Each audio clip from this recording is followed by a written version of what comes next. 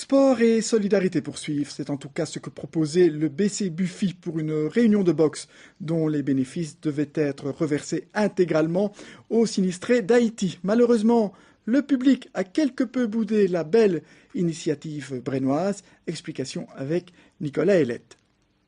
Avec environ 250 entrées payantes pour assister au gala organisé par le BC Buffy, c'est un léger sentiment de déception qui régnait dans le hall omnisport de Braine-le-Comte. D'autant que cette soirée caritative avait été initiée par les boxeurs du club. Ce sont les jeunes boxeurs du club BC Buffy qui ont décidé, qui ont eu cette idée, on l'a entendu. On a vite été rejoindre la maison communale et on a vite mis ça en pied. C'était très vite. En 4-5 semaines, on a dû mettre ça sur pied. C'est vrai qu'on aurait pu faire mieux. Déjà dans les affiches et tout ça, c'était mal fait. Pour ça que si, moi je dis qu'il y a eu beaucoup moins de gens que ça. Parce qu'on n'a même pas dit qui boxait, on n'a même pas bien écrit en grand BC Buffy, rien. Les gens ne savent pas qui boxe.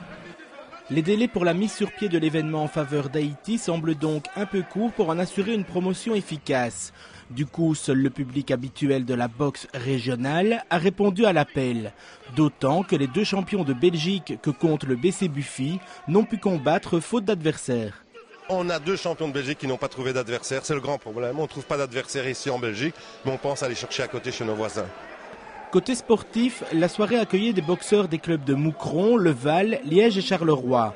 Sans oublier bien sûr les Rhodiens du BC Buffy, le club organisateur, parmi lesquels Rachel Rémy, auteur d'un match nul contre Davina Delard. J'aurais aimé gagner, mais bon, ça va, j'ai pas perdu. Alors sinon, qu'est-ce que tu penses de cette initiative ici pour Haïti?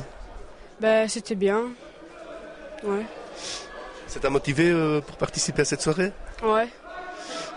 Ça m'a motivé, oui.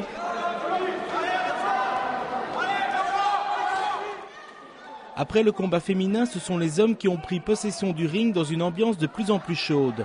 Certains boxeurs, tels que Rosario Lamarca, n'hésitant pas à faire le show pour le public présent. Un public qui le lui rend bien.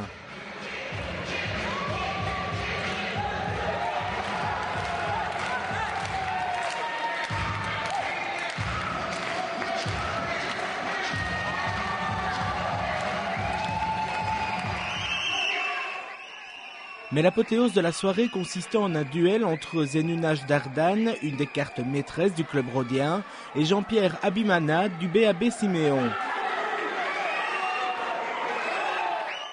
Le public particulièrement déchaîné a pu assister à la victoire du boxeur du BC Buffy. Après avoir mis son adversaire au tapis à 3 reprises, l'entraîneur de ce dernier a en effet préféré jeter l'éponge et ainsi stopper le combat.